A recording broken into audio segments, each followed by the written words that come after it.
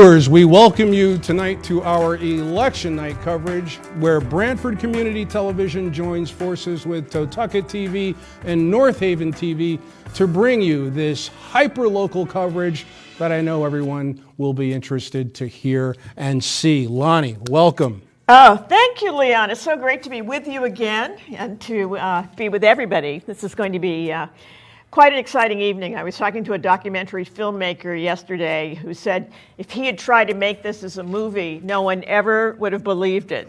All of the things that have happened in this campaign, and so it's going to be quite an interesting evening. I don't think that there is an American out there tonight who could honestly say they haven't felt the drama that we all have felt a little bit of for the past several months.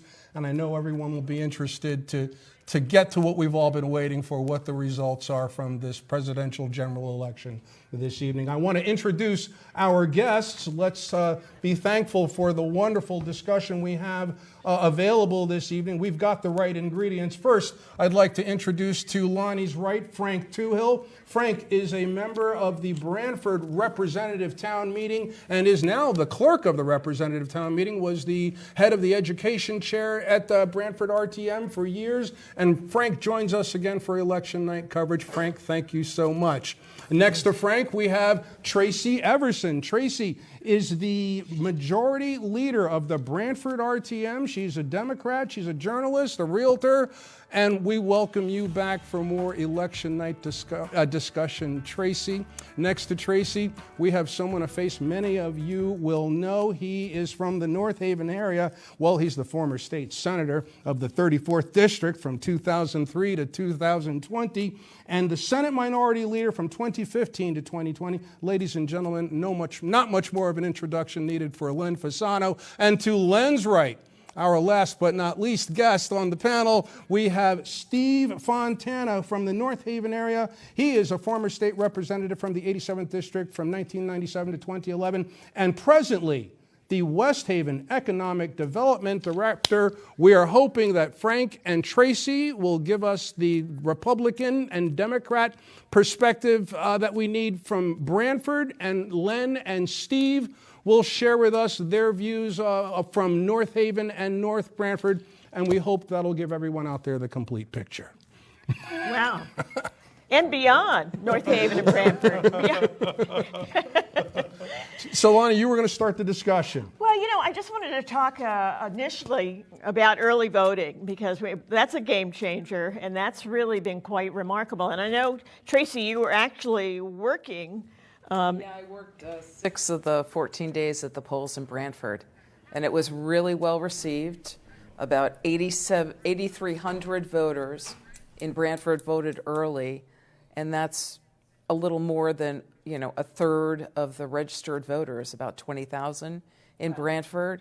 Wow. And now I just got some totals in that about 75% of the eligible voters in Branford voted as of 7:30. So, yeah, wow. It was a really strong turnout this year. Yeah, wow. Well, I spoke with the Democratic Registrar of Voters in Branford early this afternoon, Jeff Rowan.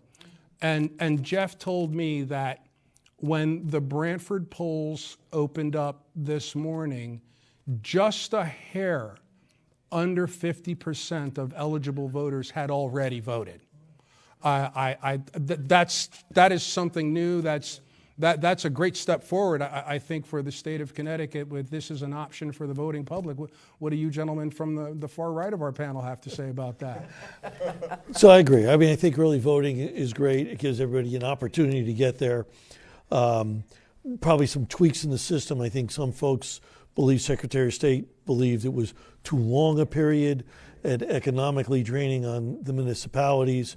So perhaps that has to be, but shortened up a little bit and some changes there. But the concept, you can't beat it. That's the way it should be. Maybe shorten a little period up. I think there's an envelope issue here or there that has to be tweaked. But overall, it's the first step. I think it's working out well. We just refine it. That's what it's all about. Steve? No, I agree. I think North Haven had about a third of the people come out early. There probably was a lot of absentee ballot voting as well. I think we have to evolve with the times. And I think it's not just about showing up on election day anymore. It's about making it easier for people to vote in a safe and secure fashion. Well, I had this discussion with someone 2 or 3 weeks ago, and I made the point that I said, we no longer live in a Monday to Friday 9 to 5 world. We are 24/7. People are in touch all the time, and schedules are just all over the place. It was just wonderful when my wife and I went out. I think it was was it on a Saturday afternoon? Was that it? Yeah, I think we voted on a Saturday this year. That was on great. Saturday and Sunday. We went out, voted, and I enjoyed nothing more than riding past the polling place today, having nothing to do with it.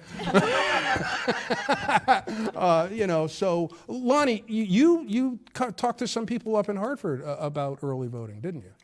Yes, well, actually, we went over to the Branford Community Center to talk to folks to see how it was all going down. I had gone earlier to vote a few days before, and I was really surprised.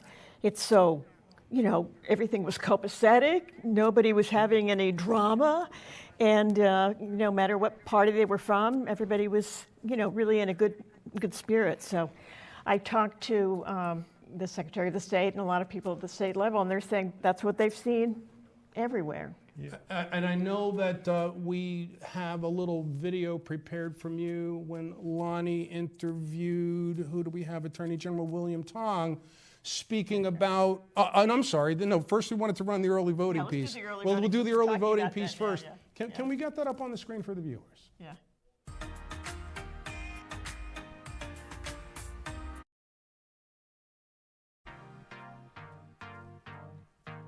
Registrar voters. Now, how do you feel it's going with all the layers of managing it? It's going well. It's very busy. It's I think a little bit more this time around than the last two because it's presidential. The two primaries were very low turnout, so we're getting a little overwhelmed, but we're doing our best, and it's going through, and people seem very happy with it. And the managerial part of it, of training people and getting more people on deck to help do this, has that been a challenge?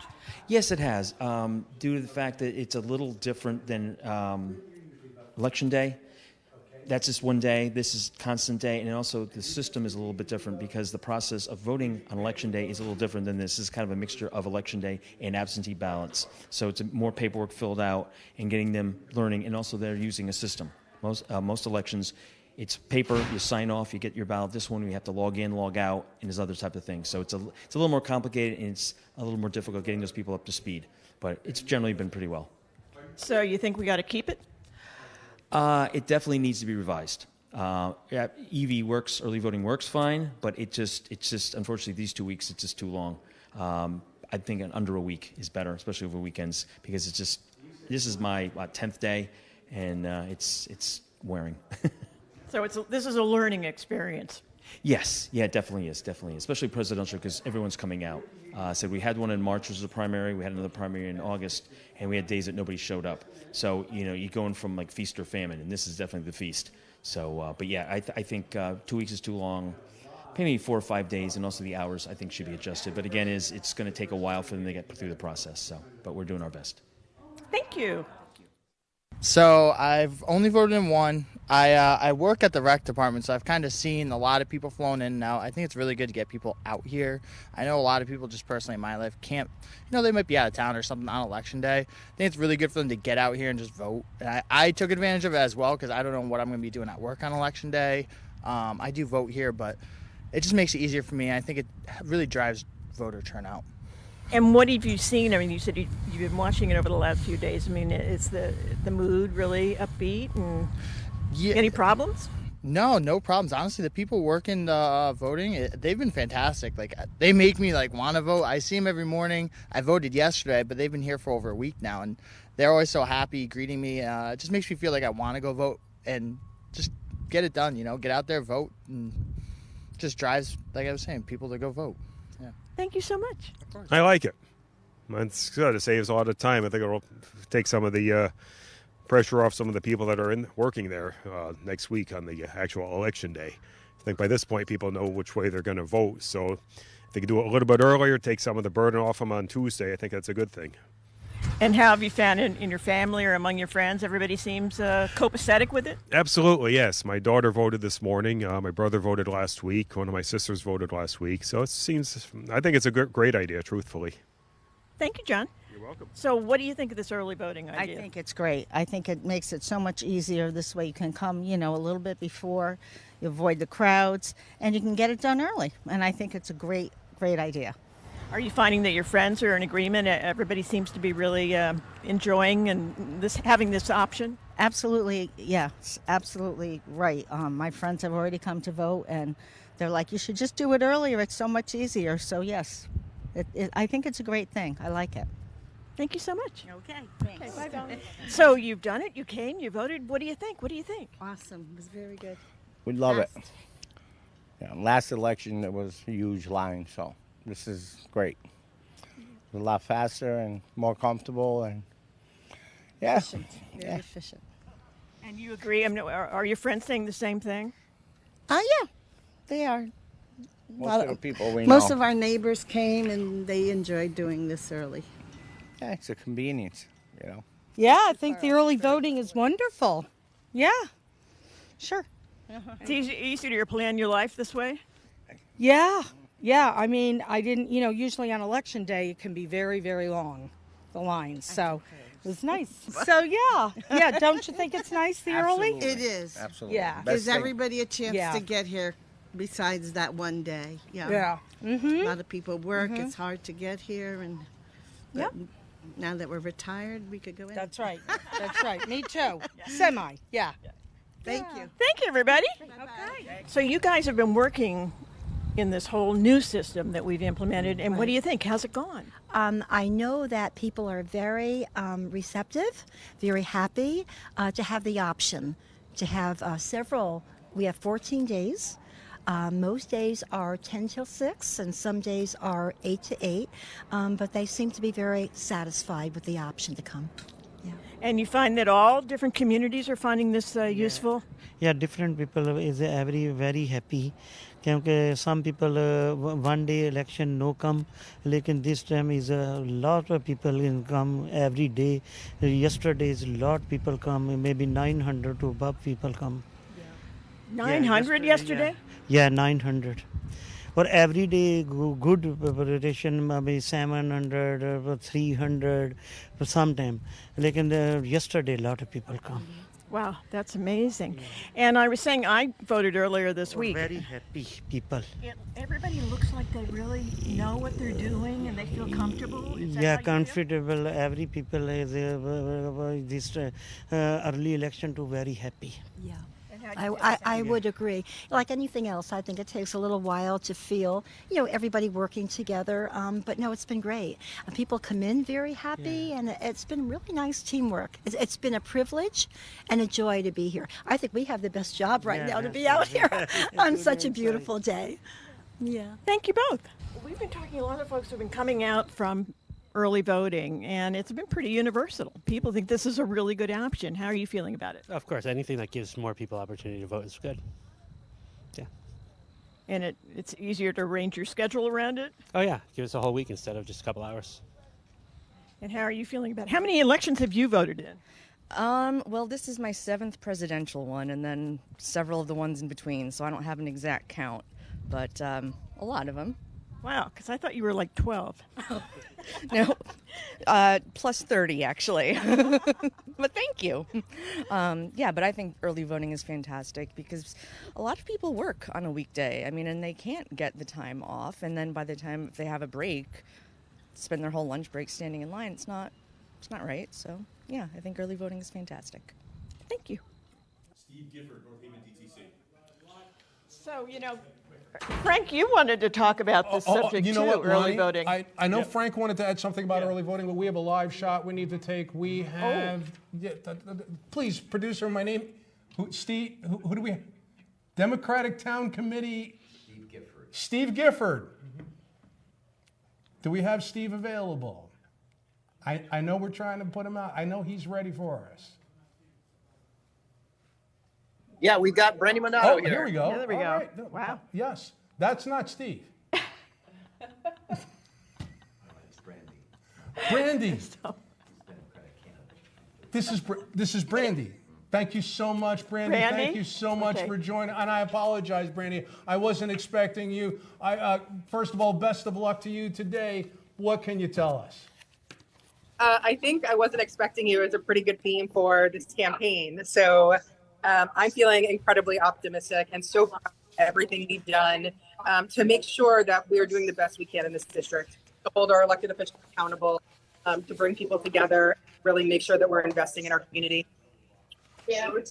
So, Brandy, I didn't get a chance to introduce you yet because we took you out of order in the show, but that's fine. I just want to let the viewers know, since we've got a three-town show going on here tonight, exactly who you are. You are Brandy Mandato. You are the Democratic candidate running in District 34 in North Branford and North Haven. You're also the Working Families candidate, and you're running for office. Is that all correct? Sorry, was the question first time running? It sure is. Yeah. Okay, so I heard and it sure is. So at least I had all the information correct, and we're sharing that right. Your right. feelings about your run today? Incredible. We hard as the last several months, pulled in everyone in the community, help people feel empowered and like they have a voice in the election. So I am grateful and proud.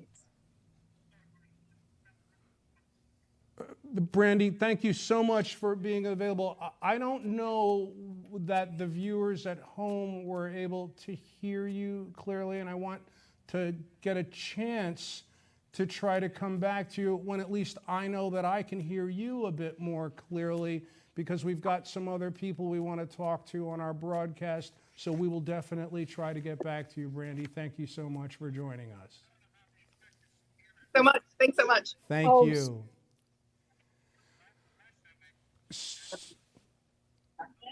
Are we bringing it back to the set here? Yes, yeah, there we go. There we go. All right. So Frank, going back to where we had cut you off to take Brandy Mandato, yeah. And you had something you wanted to add to what we were discussing about early voting. Yeah, Mr. Collins, I just wanted to talk about early voting for a minute. So, the thing I did was be at the first district in Branford this morning at 6 when it opened, and I couldn't believe my eyes because at the door were only about 20 people waiting. Now, this was a presidential election every 4 years. As we know, everybody turns out, for the presidential election. And always that door to the, it's Joe Trapasso Community House would be jammed at 6 a.m. People lined up. That's the line I was so glad not to have anything to do with this year. I've stood on that line. Yeah, you got some great conversations, but I got other things typically I would like to do that day, and I was so glad to be able to do the early voting, just like you mentioned. No, well, the thing that was, Leon, it was a pleasure, like you say. There was no, big line. There was no long wait. Now, that's because early voting worked. I, though, have concerns, just like Len. He said before, it needs to be tweaked. I mean, it's from 10 to 6. For 14 days prior to the election.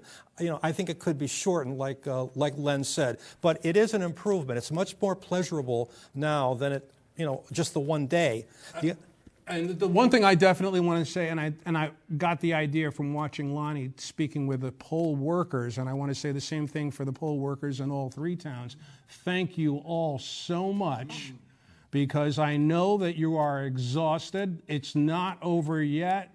But please hang in there. We need you, and we all greatly appreciate you. I think everyone here would agree that our poll workers have made this. Well, they have to get certified. I mean, they have to go into training, get certified, and I mean, it's there's so many different layers to it, and they're still not done. All right, so let's talk about that topic, the one that has America as anxious. I'm sorry. Yes, Frank. I just want to say something else, Leon. First of all, we have to congratulate, because they've already won. In fact, at 8:01, when the polls closed, they won. We have to congratulate his 10th term. He ran unopposed, so we won. Vin Candeloro in North Branford won his 10th consecutive term, 20 years now. He's represented the town of North Branford and also parts of East Haven, parts of Guilford. So congratulations. We also have to congratulate the other ones that won at 801, the 2 Branford registrars that ran unopposed. We've got Jeff Rowan and Darren Lawler.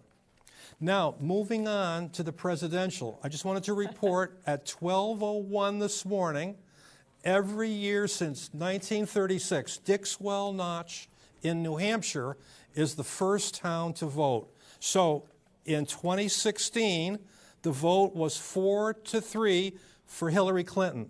In 2020, it was unanimous for President Joe Biden. And, you know, at 12:01 early this morning, Dixville Notch, New Hampshire, voted a 3-3 tie. I watched those votes come in the same way you did, Frank, and I thought that, you know, no one would love that way to open Election Day more than the media that is beginning its November ratings period, because everybody wants to know how this is all going to, and we're all glued to our television. There was a lawsuit for a recount. I don't know if that's the presidential race, the one a friend of ours said to my wife this afternoon that he didn't think he was going to be able to get any sleep tonight. I'm going to sleep. I think everybody on this panel's going to sleep. But let's talk about the anxiety level. Steve, let's start with you. Well, as we've been saying, this is a closely divided country at this point. And so there's anxiety on both sides or everyone's part about how the election is going to turn out.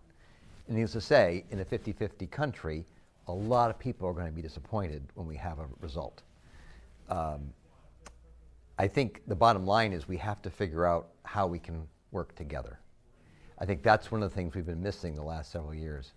And just as a point of personal privilege, Len and I represented North Haven together for 8 years, different parties, but we worked together for the good of our community. And I think that's sort of been lost to a great extent in Washington. And I think however we do it, we need to start trying to get back to that.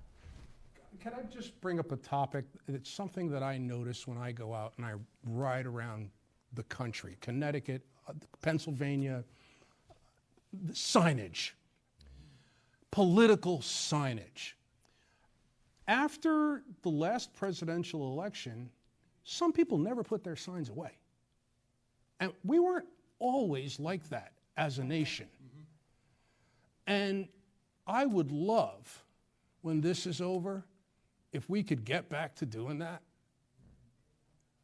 and put your signs away when it's over and let's start working together. Because, you know, it was weird this year with the signs with Vice President Harris joining the race so late, because you didn't see signs with her name on them until the summer was practically over. Am I correct? And I just, it's a different political discourse in this country, Tracy. We're about to go to Ray Ingraham. Oh, I'm sorry, Leon. Enough of Leon. Yes. Let's go to Ray. Yeah. Ray Ingraham. Ray. Lonnie, please let our viewers know who Ray is. The ones who don't. Ray Ingraham is running for the 102nd state seat, representing Branford, against Robin Comey. We're getting. Do we have Ray? Hey guys. Are we going to Ray? Are we going to Ray? I think. Oh yeah, Ray. Hey, Ray. Ray. Hey, Good to how see are you you? again. Leon and Lonnie here with you. Against Robin Comey. Can you hear us? I can't hear it. So. Can you hear us, Ray? How are you guys? Can barely hear, so. No, Ray. It's Leon Collins with Lonnie Reed. Can Very you hear good. us? We'll try again. Yeah, we got it. Did he say that he heard us? He's got that look. He's hearing us. Ray, nod your head. You hear us? No, I don't think he does, because I just asked him to nod his head, and he's not moving. We can hear it. Yeah, it's two different audios. It's two different audios. They cut it. Let's two di- work out the sound on that so we can keep the show going. Let's go back to Ray and let's continue, if we can, They're when I said, "Hey guys," the they came up discussion that we here. broke Yeah. out of. Where Late, were or we? came on Let's there pick that late. back Everyone's up still again. Yeah. You had asked Tracy a question. Tracy, do you remember where we were? We were talking about the presidential election, but that's okay. We're going to move. 2020. Yeah, the 2024 one. You know, here, I want to just weigh in on that topic. First of all, I think that in Washington, they're elected to fight, and I don't get that. They fight against each other. Who's investigating who for what? I don't understand it. I don't like it. I think it's a waste of taxpayers' money. It's not moving our country forward. All they do is finger pointing, and I think it's disgusting. Both sides of the aisle. Both sides of the aisle. Number two, I think the worst thing that happened to politics, if I may, is 24 hours news cycle. Look, the way you get on the news is you got to get a soundbite. The way you get a soundbite is being a little bit outrageous. So the other person has to be a little bit more outrageous, and then more outrageous, and then more outrageous. And before you know it, you have this discourse that you can't bring back. And it's clickbait for the media who loves it, because Harmony doesn't sell papers. Harmony doesn't hit the clicks. Harmony doesn't, you don't get to say, you should see what Senator Fasano said. I'll tell you right after this commercial. That is what they're playing for. And as a politician, to get on the news, you have to say something that's extremely outrageous to outbeat everyone else. Everyone becomes a shock jock. And that happens exactly. That happens with 24-hour news. Yeah. I don't know how you stop it, but that's the sickness that's taking place. And then you end up with these investigations.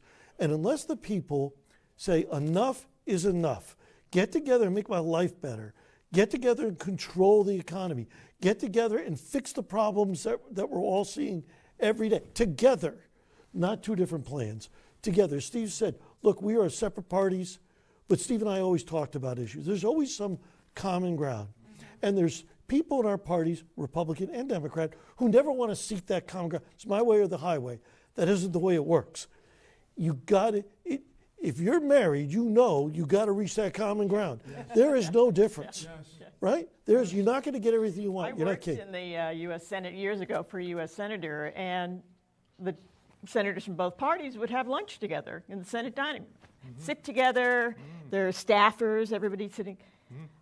That hasn't happened for years. Everybody has to sit in different areas of the dining room. You can't, even around lunch. I mean, the things that really make us human, to be able to talk about what's happening and how we're feeling about it, and to get, how's your daughter, getting a sense of who everybody is in a real way. Structurally, they did away with that years ago. I mean, it's horrible. I totally agree with you. And then you have the people who are so interested in putting on the show, maintaining that front, and then holding up the progress. That's right. So we got to stop everybody being a star. 24 hours a day. When I was in the Senate, the leader of the Senate, Senator Williams at the time, put together a nice dinner for Republican and Democrats to get together. And we did a comedy thing. And the leaders did comedy. Go ahead. No, please. We're going to go to Ray. Ray can hear us so we now. can hear the first selectman of Branford now. So who is running for? Please. Now, aren't we going back to Ray? Yes, Ray. State rep. He's RTM. Yeah, he's an RTM member. He's on the RTM. I'm sorry. I misspoke. Ray's an RTM member. I misspoke. Ray, we have Ray available for a live show now. Ray, we couldn't hear you before, and I don't think you could hear us, but can you hear us now? I could barely hear you. I can hear you now. I've got my earbud in, and we've got all this technology hooked up. Ray, because I can't hear you. Thank you for the promotion. Can the control room? Can the control room help me with that, please? Because I hear no one. Oh, you can't hear me? That looks like your comment behind him. Yeah, It's true. You had to go to outer space. Ray, I thought you were at Lockworks, but that's not what the picture looks like at the moment. Oh no! So you can hear us. So I can hear you. Yeah. Please just let the viewers know what you can, and if I'm the only one who can't hear you, that's okay. But what can you report from the location where you are tonight? Well, Please let everyone know where you are and what you're seeing and hearing. I am at Lockworks Tavern, but so far we've only gotten in the a few of the districts. And at that point, the way the few of the districts came in, I'm willing to let the election be decided right now. But I don't think they do. No. Can't hear me, huh? Ray, and I apologize for the second time. I wish there were more that we could take from you, but we're going to try to get those technical difficulties ironed out so we can have at least one good conversation with you before this broadcast ends. Please, and viewers, as the show goes on, please keep an eye on the bottom of your screen. So as people in Lockworks, viewers out there tonight in the 3 towns, as we get the numbers from the various locations where we are getting our information, we'll be putting them on the screen. So you got to keep watching. We'll get that up as soon as we can. So Ray, thank you so much. We'll try to come back to you one more time. Let's keep the discussion going where we were talking about how things had to, we hope, change, because I think everyone's a little tired of the nonsense. I have gotten so I was never someone where I was drawn to politics, but I enjoy knowing how things work, and I'm afraid even to discuss politics with people nowadays. Should we, speaking of this and all of the anger and all of that, should we hear from the Attorney General, William Tong? I think that's right, because I think you explained to me that Attorney General William Tong, with other state officials here in Connecticut and in other states, is concerned with not only this election happening in a fair way, but also is concerned with what happens with our country when Election Day is over. Well, and one of the great things to what Lem was saying, William Tong and attorneys general from both parties in several states have gotten together, and they've already put a team together. And whatever happens after Election Day, when votes are being challenged and all of that, these attorneys general are saying they're not going to allow that to hijack the elections. And they're working together to really deal with that. So that was news that hadn't come out yet, so he's actually breaking news. Yeah, so we've actually got a little bit of breaking news. And we see a little William Tong. Let's hear from the AG.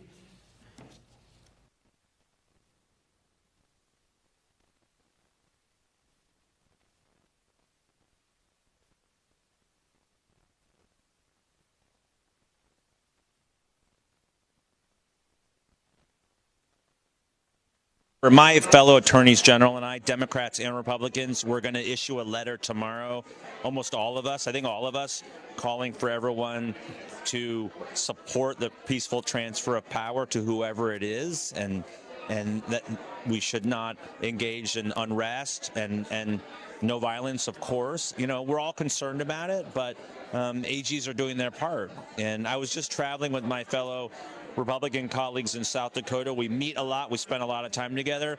And I really did it so I could look them in the eye and say, we're friends, right? Remember that. Even though we totally disagree on almost everything, leave the door open, if not the front door, the back door, and take my call when I call. And let's just remember that we're in this together. Wow, that's great. That's the headline right there. Yeah. Yeah, no, seriously. I mean, I don't think it's... I don't think it's being dramatic or hyperbole to say that we're literally working every day to hold this union together. Thank you. Thank you. So, again, with this, many people, state officials, people like myself, concerned about the way our nation's going to handle the results of this election. Anything here that... Well, I heard a soundbite tonight driving here from former President Trump saying that he would abide by the election results.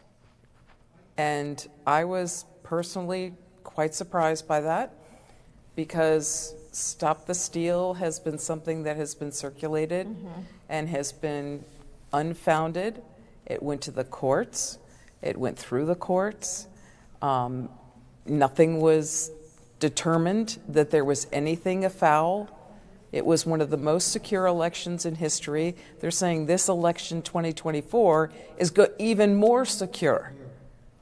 And there have been a lot of bad actors trying to hack into our systems or try to sway the votes and all of that. I mean, it's not just the people and the politicians, right? We have outside influences who are trying to cause chaos in our country. And you know, taking that with a grain of salt, you need to kind of think about that too. Steve, you wanted to add to that? Yes, Leon, thanks. Just to jump on Tracy's point and back to what you and Lonnie said earlier, I actually have served as an assistant registrar in North Haven for several elections, not today, obviously, but in previous years. And just speaking from my experience, I can only assure the people who are watching that the people who work on elections are scrupulously fair and honest. Yes. They want to follow the law, they want to do what's right, and the important thing for them to recognize is there are Democrats and Republicans at every stage of the process, at least insofar as I can testify in North Haven. So it's not like it's some partisan effort on the part of one party or another to rig an election. People of good faith from both parties come together to administer our elections in a fair manner and have done so for a couple hundred years. And so I feel like that's sort of what's gotten lost in some cases, because I think people do take pride in doing a good job. And I feel that people forget sometimes that the people who are running your election, they're your neighbors. Yeah. They're the people that you stand on line with at the grocery store and the people that you sit next to in church or a synagogue. These are the people you live with. They are giving up their time volunteering to do what they think is, what they know is what needs to be done for our country. I think we owe them a lot more appreciation than they typically get. Yeah. And I agree with you. In a general rule, yes, I agree that these folks are neighbors and everyone tries to do it right. But that's not to say that we don't have our issues. Yes. Bridgeport. Milford, Yeah. the Milford, is Milford or West Haven? Must be Milford because Mayor Boris in West Haven, right? Yep. Yes. So Milford issue where there was a lawsuit because a candidate lost by 6 votes. They brought the lawsuit all the way to Supreme Court, and the Supreme Court said there were failures with the absentee ballots, absolute failures. Absentee ballots that were counted that were on the table. Justice McDonald, used to be a state senator, said this was an abhorrent way to do, but you cannot prove if those absentee ballots, who they went for and what difference they would have made. So it's not that we have to stay vigilant. We got to protect the process, because if people don't believe in the process, and I always say that, you know, appearance is reality, perception is reality. People have to be confident, and the way you be confident is if there is an issue, people are going to be held to task. You've got to hold those people accountable. Wanda in Bridgeport was held accountable. She was fired. Milford, nothing was ever done in Milford. I think that's wrong. People need to be responsible. If they mishandled it, they need to be removed from that position, because it's an element of trust.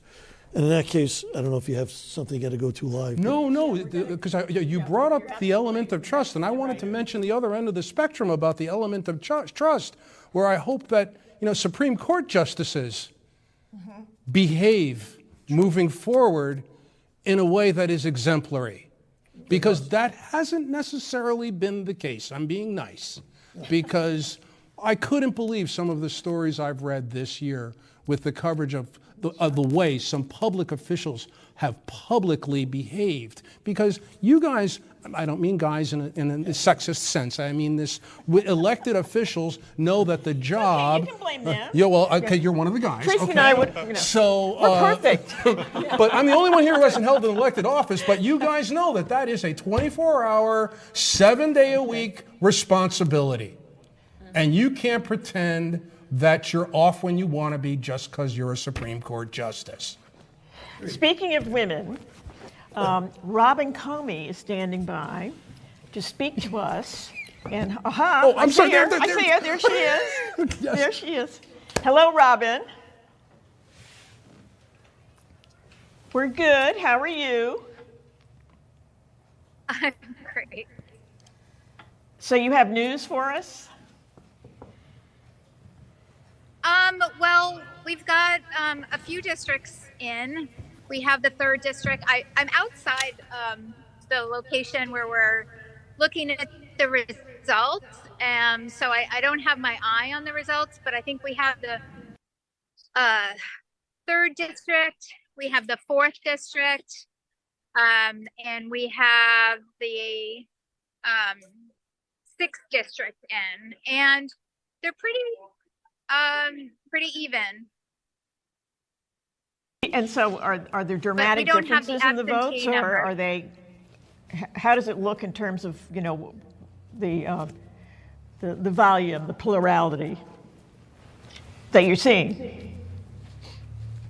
I think that both sides got out and voted, very effectively, and are really, we have let's see. I know that we had about, we've had at least 80% of the Democrats vote, and pretty close to those numbers for the other parties as well. So it's definitely a nail biter. Out. It's not a rout, you're saying. Yes. Right. Okay. So we have to keep an eye. You say we try to do another hit with you in a little bit when we get some more of the totals in. Maybe we'll get a sense of how this is going to end up. Yeah, we went out. We sent a team out to get some numbers from the 5th district, and I think it's going to be a few hours for the early voting absentee numbers, and we'll continue to watch those numbers and wait for them to come in. Okay, thank you. Thank you, Robin. Thank you for joining us. Good luck tonight. Yeah. Thank you.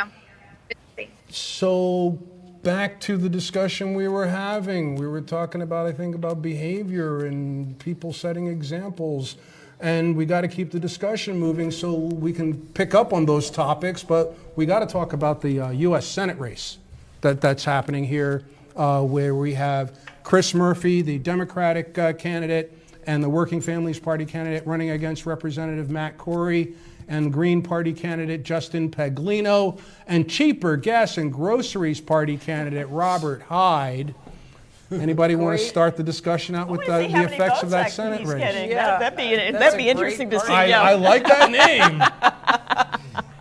Anybody want to start out? Did anybody expect Mr. Corey to have a shot against Senator Murphy?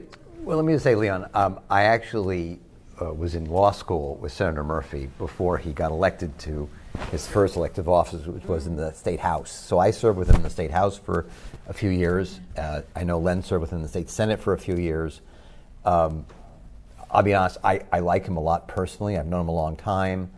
I think he's a man who's very smart. He does his homework, and he's deeply invested in things like children's safety, going after the use of illegal handguns and weapons. He's also an expert on foreign policy, and he works really hard. So I think it's a challenge for anyone to challenge him in Connecticut. I actually think that most incumbents win every year, to be honest. I actually looked up the numbers from 4 years ago and 2 years ago in Connecticut, and it's something on the order of 95 to 97%. So the odds are stacked against challengers of whichever party you're in, whichever district you're running in. So I think But Chris is one of the people, circling back to what you were talking about earlier, who reaches across the aisle. He reaches across the aisle and has been doing that. And it's very well known of doing that in the U.S. Senate. In fact, that's how he got that gun bill through. He was able to pull together a coalition to make that happen. So, speaking of good behavior and trying to kind of reach out and create these kinds of coalitions, he's one of those people. He's been in for 12 years, right? He's seeking his third term now? Yeah, I think that's true, yeah. To that point, I've worked with Senator Murphy when he was a state senator. We had an issue, was actually here in Branford with some docks and a particular bill that would have hurt these docks. And I talked to Chris, and we were able to maneuver that bill not to hurt these docks. But he is very easy to talk to. I think he's a very personal guy, as Steve said. He's a nice guy. And the one thing that you have, whether it's I'm sure on the RTMs or the Capitol or the Senate, is your word. And your word has to be your bond. And if you give in your word, even if inadvertently you said yes and perhaps you had a little change of heart, you got to stick to your word for the most part, because your word is everything. And if you don't have credibility in these political arenas, you can't do anything. And Chris has built up a lot of credibility. I can speak in the state Senate, and I'm sure that that's what he's done in Washington. I may not agree with everything his policies, but I can't disagree with him as a person. I think he's a very nice man. I think Senator Murphy has excelled at the work that he's done here in Connecticut, and also taking issues to the national level, and working with other politicians, both sides of the aisle, as Lonnie said, to move forward the issues that I know he really, really cares about. So we've got a live shot, Lonnie, don't we? I'm being told that you had mentioned that we had to congratulate Vin Candelora. Yes. Well, we have an opportunity, I'm told, to do that right now. He ran unopposed for at least the second time. I think it's more times than that. And hello, State Representative. Again. Good evening, Vin Candelora. How are you? Good to see you all. Doing well. Vin, it's great to see you once again on our election night show. Vin, you're always good for good information. Yeah. Vin, please share with us what you can that we know our viewers in Branford, North Branford, and North Haven would like to hear tonight, sir. You know, we're very slow on the uptake for numbers, I think, this time around. I think a lot of the towns are sort of, struggling a little bit with getting the tallies for early voting. But it looks like, in our town in North Branford, it kind of stayed the way it's been, a loyal sort of red community. We haven't seen any upsets right now. It's looking like, a lot of incumbents are winning again. Vin, I want to apologize. We're having a little bit of technical difficulty here in the studio. Your audio for us is very low, and I'm telling you that now so our producers can maybe try to fix that problem for us, because as always, I know you've said something interesting, and I just want to make sure that everyone can hear it. Try. Walter, is there any way you can raise the level of what Vin is saying so we can hear him a little better in the studio here? So Vin, congratulations on giving them a chance to adjust the volume, and I'll fill by saying congratulations on your victory tonight in the 86th District in North Branford. And I know you'll want to hear this, Vin, because Lonnie has shared stories with me about the bipartisan work that a representative like you, like Lonnie did up in Hartford, and how we hope to see more of that kind of cooperation between the parties moving forward after tonight. Yeah, I mean, we're all here to do a job. Obviously you run on a party ticket, but once the election is over, I think we try to make sure that we have an influence over policies. So we've been able to work pretty well in the House with Speaker Ritter, and try to move Connecticut in a direction that is sort of bipartisan and collective. So it's been a pleasure serving the district, and looking forward to continuing to do that work. I am starting to get some numbers in. It's looking like a lot of our incumbents are winning. It looks like we retained the open seats in Southbury and Oxford. So it seems as if the districts are sort of staying loyal to where they've been. Well, Vin, what are you hearing about Logan Hayes? I've gotten no information yet on that congressional district. So we're still waiting to hear. All right, because we're going to try to get back to you a little later in our show. Okay. When we expect that you'll have some more information. Vin, thank you so much for joining us. Thank you. Thanks, Vin. All right, care. so we talked a little bit about Chris Murphy, and let's move on, of course, to the U.S. congressional race in Connecticut Congressional District 3, where we have... Can Oh, yes, please. I'm Tracy. just, reading an update here. The Associated Press is calling the Chris Murphy won re-election. Oh, great. Connecticut went with Kamala Harris. She got the 7 electoral votes here in Connecticut. From the Associated Press. Please, Yep. Tracy, repeat that for people who might have missed it, what you just had for us. Was The Associated Press is reporting that Kamala Harris won the 7 electoral college votes here in Connecticut. And Chris Murphy won re-election and a 3rd term in Congress. And votes continued to be counted. Did we hear any results? Because I just was about to bring up Rosa. Yeah, I think Rosa is one of those, we'd be shocked if she didn't get reelected. I was trying to make it easy. I'll make that prediction. I'll go Let you go with the same. It's been a very interesting opponent this year. Although, with a very interesting background. Very interesting man. And for the people who don't know, please tell us about Mike Massey, right? Yeah. Tell us a very about Mike interesting Massey. guy. He Republican, independent? Republican. He had some very tough life. He went to jail for robbery. He found religion. He got out, and he's been trying to turn his life around. And he looks at politics from a very different lens, an urban lens, but a different type of urban lens. We had a great conversation, and he was saying how the voices of young African Americans can't break through. And he believed that podcasts should be created for these young kids to go to and get their message out there. And their messages take different forms. It was a really, really cool conversation. I went to his fundraiser someplace just to meet him and talk to him. But we spoke for about 40 minutes and then I had to leave. But I told him after the election, and he knew that he wasn't going to get a lot of traction. Getting your name out is important. But he's a very interesting fellow. Very interesting fellow. I've spoken to some people in the last year who've shared with me the idea of their disdain for identity politics. And Mike Massey is an example of someone who's broken out of that mold. And he's not what you would expect from what you've just shared with us. And what's interesting is that I was there, and this other young African-American guy comes up to me and goes, "Do you remember me?" And I said, "I'm sorry." Because you had retired from the Senate. I met you at Odd Lots in the parking lot. I said, "I want to get involved with the campaign." And you turned me on to George Logan.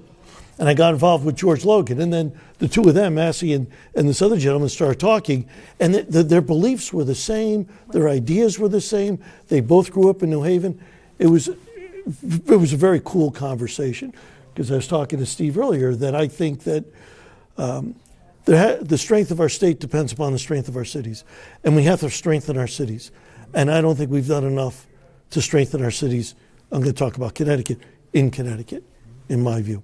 I think Republicans have written them off, and I think that's short-sighted. I don't think it's politically smart. I don't think it's good for the state. And I think we've got a good message, but we don't bring the message to the folks who live in our cities. And I like our message.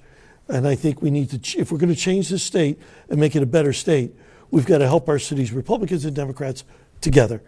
I've got to give people hope and opportunity to grow. It's two different worlds in Connecticut. In the cities in this state, and then when you get out into the more rural and suburban areas. You have people from those two different areas who typically don't go to the other area, whichever is the area they are not. Unless they have to.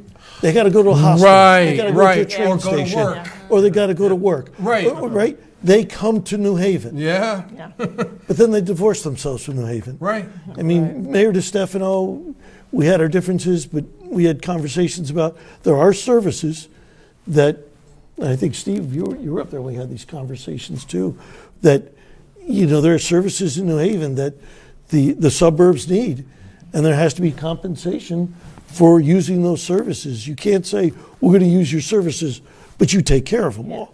Yeah. So there's some conversations that have to take place because the suburbs are also going to rot if the cities continue to rot, because Connecticut will rot. We have to make them vibrant. We have to bring them as tourist areas. We got beautiful places. You know, one of the talking. You want to run for office? one of the talking. My wife's watching. No, the answer's no. We won't tell Mrs. Fasano. No, one of the talking points we had on our list tonight was divided America. This why I think so many people are anxious as we await these results tonight. How do you think we get past this? Anybody? Well, I mean, I agree with what Len said before. He described the 24-hour news cycle. We got the 3 news channels, on 24 hours a day, and they have to out each other. They have to build on. They have to be more outrageous than the last speaker, and I don't really see an end of it. I mean, as long as they get ratings, as long as they're profitable, as long as the sponsors continue to buy ads on those channels, I mean, they're going to continue. So but I don't know. It's also how much you take or listen to them, right? Yeah. I mean, you can dip in and out. Oh, sure. You can read the New York Times and the Wall Street Journal. Yeah. Someone just told me today about a podcast called The Flip Side, where they give the Democratic perspective and then the Republican perspective or whatever on an issue. Yeah. And they leave it there. Yeah. So it's up to you to decide how what you believe. Well, that was the old slogan of the Fox News channel. It was what? We report, you decide. And when CNN was first started, by Ted Turner, it was a news channel. It wasn't like slanted, either left or right. So, but I don't think it's going to change. Like I said, as long as these 3 news networks are profitable and the owners are happy. Now, I've heard that with the new ownership of CBS by Larry Ellison's family. They took control of the old Redstone empire. Supposedly, they're going to clean house at CNN. They're going to return it to being, a fair and balanced type news, as it was originally. So, I mean, we'll see what happens. Having been old school in journalism, it's just changed the way. I mean, you used to go into a story to tell both sides. I mean, you were not supposed to have a position. That's right. And you were not supposed to exactly. be on camera saying, well, this is the way, you had to get both sides. There was no spin. Right, exactly. And that's why people, I was talking to a bunch of my former, I was in New York for many years, and talking to a bunch of my former news colleagues, and we were talking about, remember back in the day when Walter Cronkite would go on the air and people trusted him? Yes. There was a whole level of trust because that's how you came in every story. You really wanted to be fair about it. Yeah. And there was a couple times at the time that President Obama was in office. He talked about that. He looked back to those days. He said, we had Walter Cronkite, that we believed, and that has changed. Yeah, no, totally. And I'll take it one more step. I also believe that, and Trump is the biggest offender of this, is personal attacks are not necessary. Yes. Absolutely. And you can argue policy, and you can disagree with a policymaker, and you could show shortcomings of their policy. But name calling, and if we as politicians attack each other personally, how do we expect the public to show respect for us in office? It cannot work where we talk about the Supreme Court, it has its shortcoming. Okay. But we as politicians have to show respect for the Supreme Court. It's amazing when the Supreme Court decision goes one way, the half that likes it that way say, great, you did a great job. The other half say, you're all bums. Yeah. When it goes the other way, the same group who cheer them are now booing them. Yeah. You can't have it both ways. Yeah. You've got to respect fundamentals in our society. Otherwise, you don't have a society. And it's up to the politicians, I believe, starting in Washington. That's why I don't like all these investigations. You investigate me, I investigate you. I'll impeach you, you impeach me. That's right. The quid pro You've got to quo. show respect. And if we don't show respect to each other as politicians, we can't get respect from the people, which means our laws don't get respect. And it's maybe my simplistic view. It is a tumbling downward of the whole system because the politicians are causing that downward trend. Well, the thing and I they blame them nationally more so than ever, but also Connecticut-wise. I'm being told that we have Dave Yaccarino, State Representative Dave Yaccarino, standing by. Is this true, everybody? Is Dave going to be with us? Ah, there he is. Aha. Dave Yaccarino, Hey, Dave. good to see you. The 87th district. I'm going to let our producers know we're having trouble with the volume on the monitor in Yeah, the can you guys studio come and again. fix If you that can again? adjust that for us. Dave, you are speaking with Leon Collins and Lonnie Reed. Tonight we are here with BCTV, North Haven TV, and Totucket TV. Please tell us what you can report about election results and the 87th district. The 87th district today. Well, good evening. It's hello, Leon and Lonnie and Steve and Len and Tracy and Frank. You guys are cutting in and out, but yeah, right now we don't have all the votes in. 4 out of the 5 districts, I'm up quite a bit, but we'll see what happens. But as far as the election, looking good. But at the end of the day, the real work, as everybody knows in that room, starts whoever's elected going forward. Walter, I'm seeing everybody else, but. Dave, thank you so much for sharing with us what you can tonight. Dave, should you be successful this evening, tell us about your plans moving forward. My plans moving forward is continually to work for the great town of North Haven, the 87th district where I grew up. Continue to work my efforts with other folks on growing our bioscience corridor for healthcare and jobs. But really working, and the biggest problem is going to be next year is the electric rates and the budget. Working on the budget, trying to come up with a solution where we don't raise taxes, don't touch the guardrails, but also address the problems of energy. And the fact of the matter is, my friends on the other side of the aisle do not want more natural gas, more nuclear. We need both. And until we get there, we're going to have the same problem, unfortunately. Yes, Dave, thank you so much for joining us. So, Dave, what I've said to a couple of people who've done live hits with us, we would like to come back with you when we get a little deeper into the results, and maybe we get the chance to congratulate you this evening officially. I appreciate that. Thank you all for being there. It's great to see some folks I haven't seen in a while. Thank you so much. Nice to see you, so Dave. I do want to say to our viewers, take a look. The numbers are starting to show up at the bottom of the screen. And we're going to take the Paul Chrissy live shot in just a second. But start looking at those numbers. You see the numbers for Dave Yaccarino. These are these do not include the early voting numbers. Today only. Votes that so those haven't been totaled yet. But these are just the totals we have of people who voted today. We have Ray Ingraham with a slight lead over Robin Comey right now. So that is happening in Branford. Paul Chrissy is ready for our live shot and is ahead by 200 votes almost, 150. Paul, I think we got a live shot with you, so you're ahead, sir. Congratulations. Hi, how are you? And what can you share with Leon Collins and Lonnie Reed for our election night show this evening, sir? How are you? We're doing fine. How are you? Well, I'll let you know soon, I hope. Okay. Yeah, I've seen a lot of your campaigning that you've done in our area, and I commend you for the effort that you've done to get involved, sir. And tell us what this experience has been like as you've run for office. Is this the first time, Paul? No, he ran last time. He ran last time too? Yes. That's right. I please correct me, yes. Both times, Leon, he's self-funded. Self-funded, Paul. How are you doing it? I don't know. Ask my wife. She's not happy with that. Does your wife know you're self-funded? Did you tell her that she's...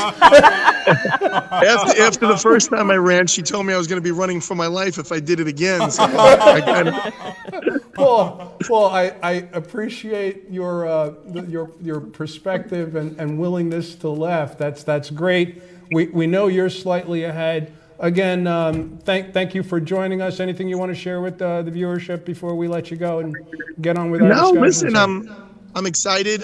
Listen, it was a great campaign. I got to be honest. I don't think there's anything more I could have done differently. I said this the last time. Either the voters are going to want me or they're not, and if they think my ideas are good and I can help, I just want to change this whole tribalism thing. I really want to get away from.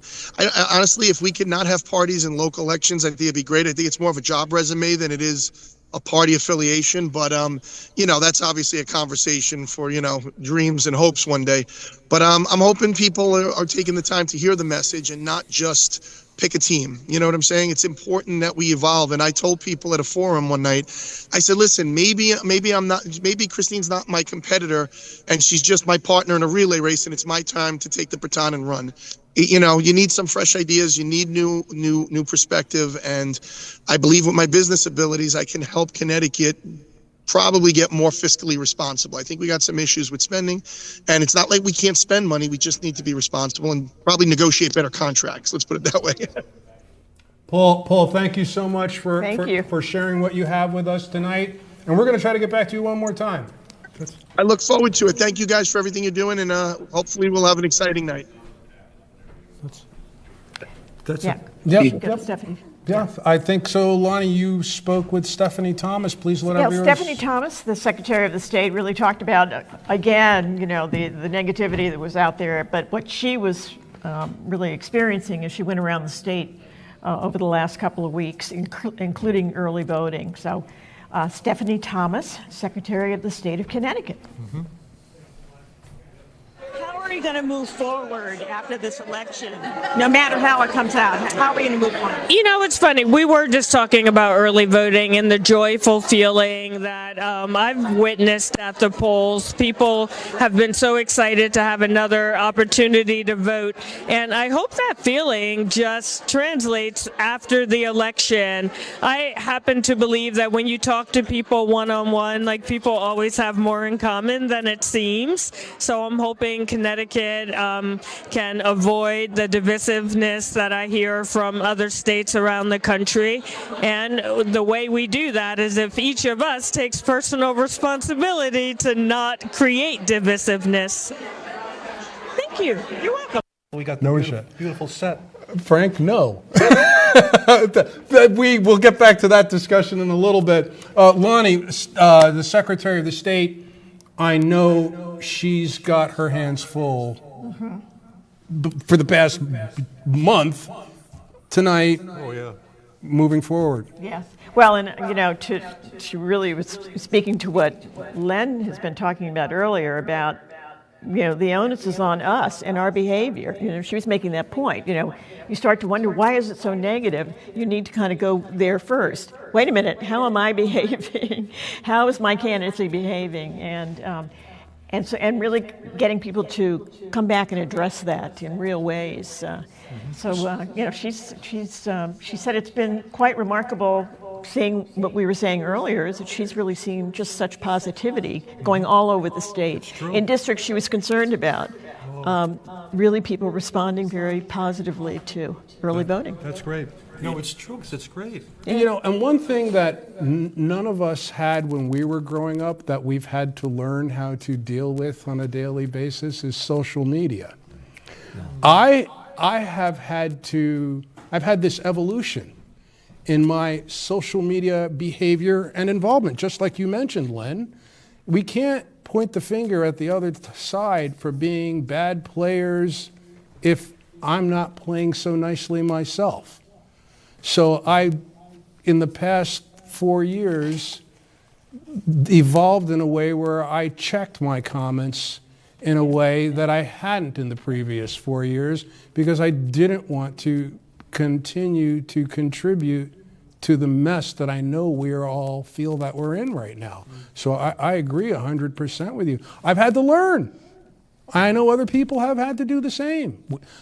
I wonder what it's going to be like for the young people now who were born with social media around them. I just can't even imagine what the situation will be like in 30 years. But I'm not on social media at all. I don't, Glenn? I started to look at it. I said, this, and I'm not anywhere near it. I don't do it.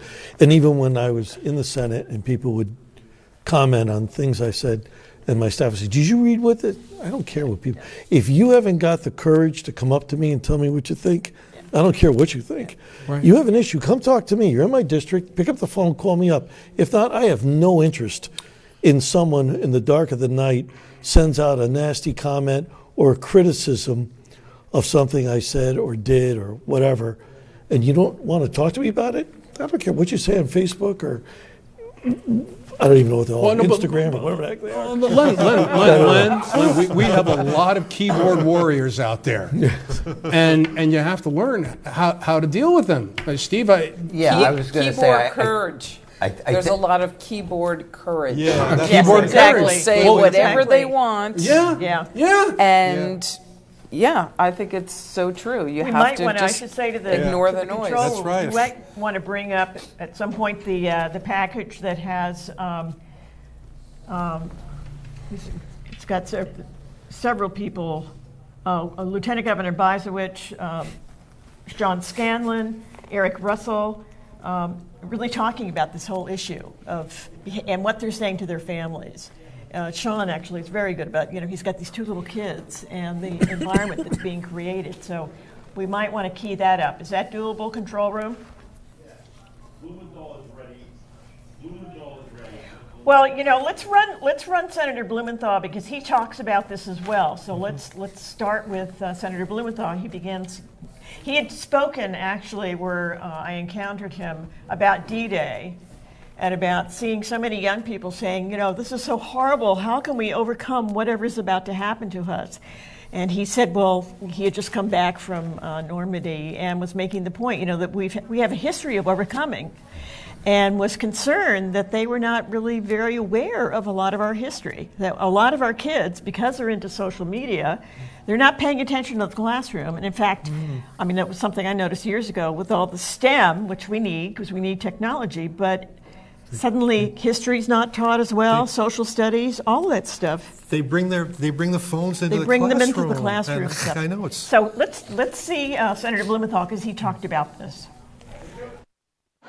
People are anxious and apprehensive, and rightly so, probably more scared than I've ever seen a lot of voters and people who've been involved for a long time. But we're an enormously resilient and resolute country.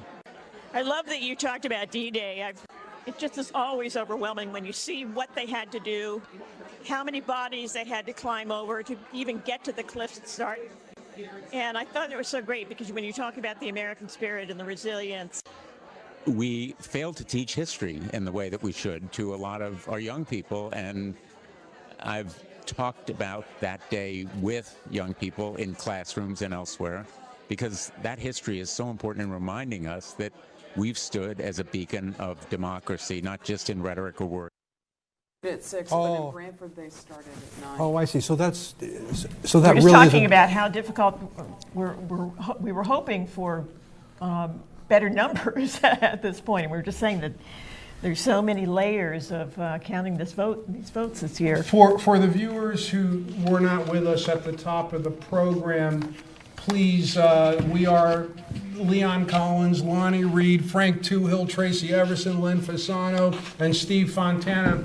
We are our election night panel bringing you a 3-town production from Branford Community Television, Totucket TV, and North Haven TV, bringing you this presidential general election night coverage. We've been on since 8 o'clock, and what we just talked about is usually by this time, we've started to get more totals in to report to you. What I have been explaining to viewers is to please keep an eye on the bottom of the screen, because by this time, an hour and 15 minutes after the polls have closed, we usually have a sense of more of how the totals are more complete. Mm-hmm. And Tracy, you were just sharing with us at the state level what you were seeing about totals that are in, and it's very low? Okay. Yeah, the state returns, the unofficial returns, are really low. I just checked their website, to see, because it seems to be there seems to be quite a lag between, usually by this time. But remember, we're dealing with early vote, the absentees, and today's vote. Yes. So the tabulator Yeah. vote is Yeah. going to be the first one that probably comes in, and then they have to add in the early voting, and then they're going to do the absentees. So some of these races, if they come down to, a few votes or 25, 30 votes, we may not have those numbers until they open those absentees. And there's quite a few absentees in, I think, in every Right. town. Yes. Yeah. So what you're saying was this could be a while thing that we were all expecting to be the attitude we had to take while waiting for the presidential results. We might have to take that same attitude for the hyperlocal results as Right. well. Yeah. I'm not planning to do an 8-hour show or watch the sunrise from Tucket TV, so we'll do the best that we can covering, because we got a few more live hits that we can take, and We viewers, want to there you can also- see that Vin Candelora is doing better than a 0. I guarantee you. We've Can got we some call it issues. for Vin? Let's call it Well, for I think Vin. I'm going to go out on a limb here and call it for Vin and say, even with that 0's not true. It's not true. Vin, congratulations. We are looking at Ray Ingraham still maintains a slight lead over Robin Comey with about 400 or so votes there. I'm looking. Paul Chrissy still has his lead over incumbent Christine Cohen in the 12th Senate District race. Brandy Mandato is trailing Paul Ciccarella in the 34th Senate District. And Dave Bedell. Well, Dave, we know you tried with the Green Party there, and thank you for running with your 70 votes, sir. You're not the winner, but just the same, thank you. Vin Candelora ran unopposed, so that 0 is not true. I think they're telling me in the control room that they have the other state officials. Oh, you have Robin Comey, okay. Oh, we've got Robin Comey back. Robin running in Branford. 102nd District. 102nd Running District. for re-election. Running for She's the re-election. incumbent. Incumbent. Robin, you are running against Ray. What can you tell us this evening, please?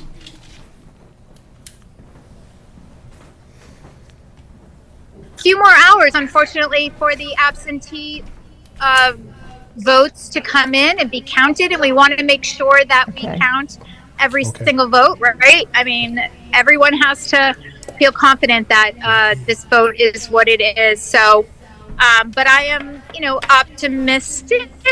But I'm still nervous. I still have a little bit of a pit in my stomach, and I'm just hoping that the absentee and early voting numbers look like there's more Democrats that are counted in that. And if I do okay with that and bring in those Democrat votes, then I could, be a little bit more confident. Thanks, Robin. Robin, thank you so much for joining us and explaining that we may not know tonight, and it's we gonna take really a while. want to know, and we understand. I'm It's gonna sorry, take I'm a having while. difficulty hearing you. So, thank you for your efforts, Robin. Can you hear me? No. Yeah, I'm not really hearing them. Let's bring it back to the studio here in North Branford. Did we want to see the other compilation of state officials? Yeah, they're ready for 'cause that. You spoke with Eric Russell. Eric Russell, John Scanlon, Lieutenant Governor Susan Bisewicz. And Eric is relatively new in his position. Remind our viewers who Eric Russell is and a little bit about He's what you the chatted treasurer, about the with him. state treasurer. And, Okay. yes. So we can hear from our state treasurer with our interview with Lonnie Reed. Please, let's roll that. How do we kind of change the the environment? Because it's feeling very negative. I think we're more divided as a country than we've been in a long time. And I think some of this is just the rhetoric and division that we've seen, frankly, by someone that's running for president right now that's really been feeding into a lot of that. At the core, I think that Americans across the country, I think people here in Connecticut have a lot more in common than we have that divides us. And I think that I'm looking forward to a politics where we can get back to that, talking about real issues and things that matter to people in our communities the most, and getting back to an understanding that this country is all about our differences and the fact that that is a strength of ours, right? The diversity that you have, the immigrant communities that we have that come in and bring their culture and their backgrounds and perspectives to the table is what has made America so great for so long.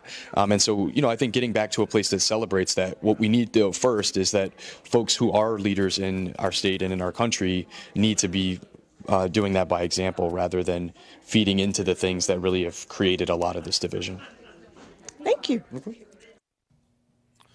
Lonnie, I want to thank you for the time you took this week getting out and speaking with people up in Hartford who we knew would add to this program and our broadcast tonight.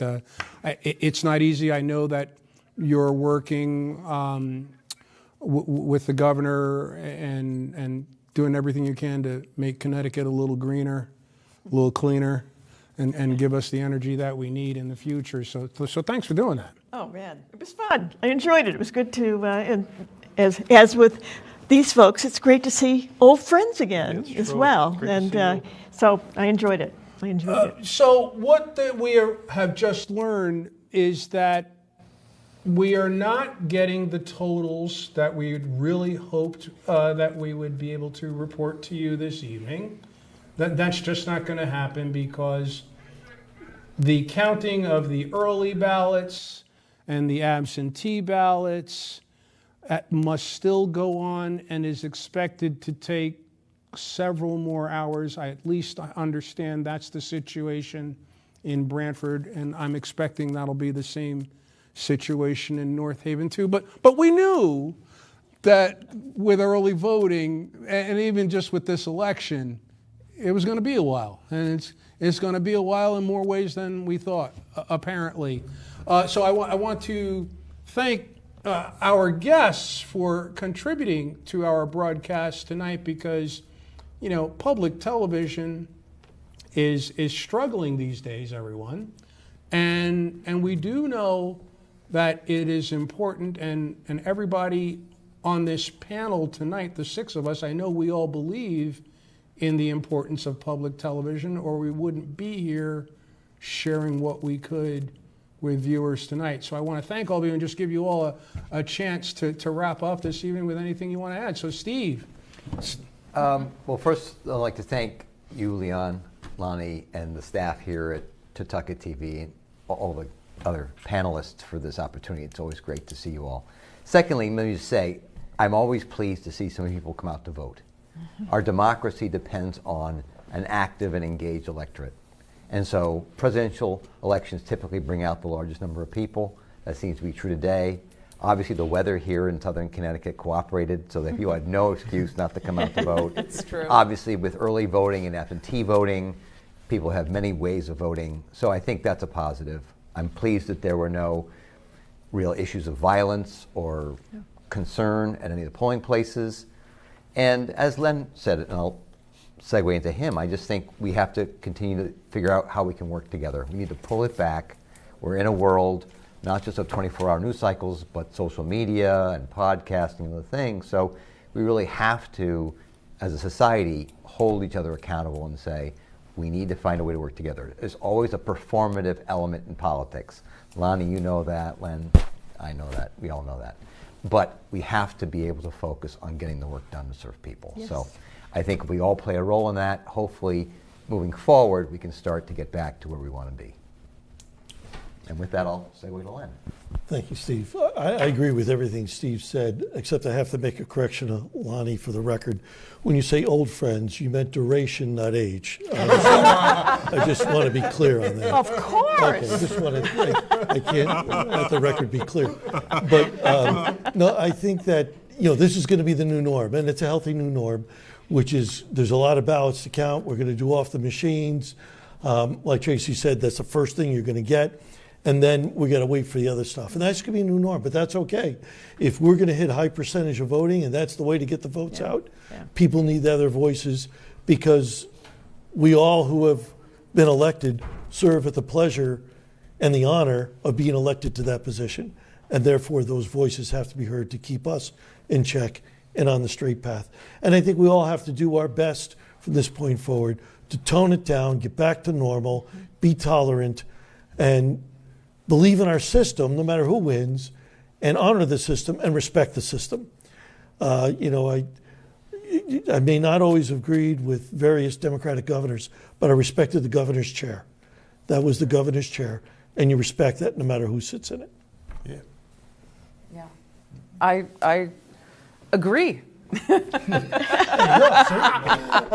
I do agree. I think it's really important. I mean, there's not a Democrat or a Republican way to pave a road. There's the right way. Yeah. And you have to come to agreements. You have to do some, checks and balances and give and take. But ultimately, we all work for the people. If we are elected, at least we should be. Yeah. So, and just a point about the early voting, there were some Republicans that I was working with, and they were very skeptical about early voting until they saw and worked in the process and saw how much you have to check the identification. You check the signatures. You have to authorize, you have to attest to the fact that you are the one who filled out the ballot. There are all of these checks and balances in voting, and it is a bipartisan procedure. And nobody's trying to cheat anybody else out. We're all trying to do the right thing and just get the votes counted.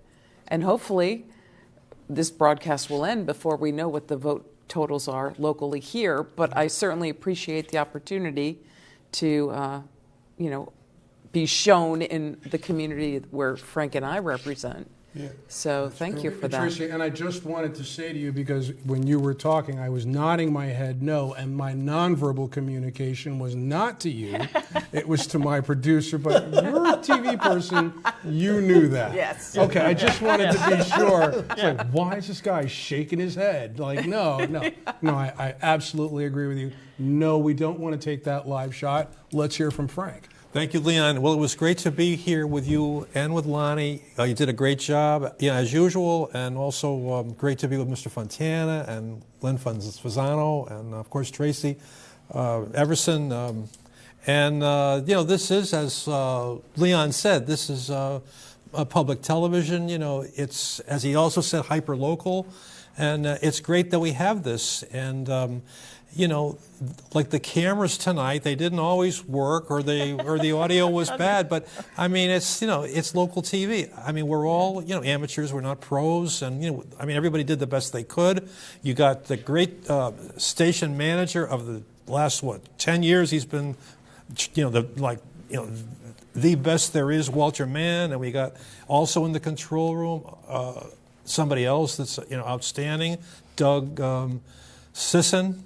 And then, of course, Henry Pond here, who I work with all the time on Around the Town in Branford, and it's been great to be here. And every year, BCTV, NHTV, and also Totoka TV, it improves. It takes another step forward. We got great leadership. And as Leon also said, it could be at risk because, when cable first came to the area, public access got, I believe it was 10% of the bill went to public access. And I don't know what it is now, but I understand that percentage is getting cut and could possibly even stop. So, this is a real treasure, for you, in these three towns, to watch this.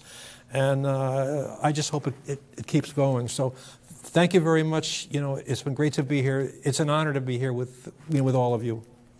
Frank, thank you so much. Lonnie? It's really, and just building on what you were saying, it's when you think about local news and the disappearance of local news and local newspapers, this is the only place you can get it now. This is the only place you can get it. And the things that Hugh and Henry do, the things that are happening around town, the important issues that get addressed, they're not getting addressed anywhere else. And so it's really scary to think that, we might lose our local community television stations because, and we're really working hard. I mean, Leon, has been amazing to bring in more interns and to really get the excitement built up again with young people who want to be in television, that this is a good place to start learning how to do that and to, be able to really contribute to the fabric of the community and tell the stories that need to be told. So it's been a pleasure to be with everybody. Friends of long duration. Tracy, you said something, interesting where people shared with you that when they got involved in the process, the skepticism started to fade away. And that's a wonderful story. Right. Because we're always asking people to get out and vote, right?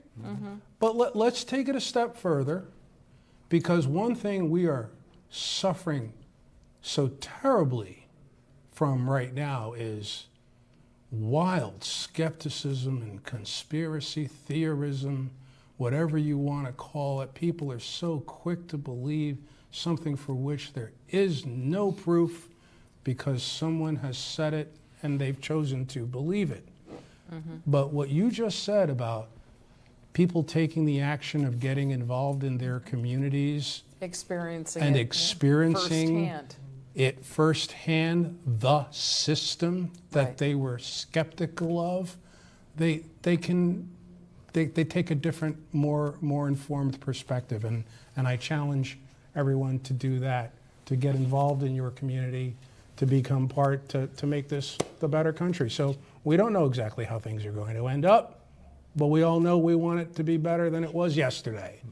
And with that, and we all want to work together. And we all to make that. we have no choice but to work together. But in a good way. We're stuck with each other, Right. so let's make it work. Absolutely. Everyone, thank you so much for being part of our election night broadcast. Viewers, we thank you because we wouldn't be anywhere without you. And I would like to wish everyone a blessed tomorrow and a happy, happy, happy Election Day night.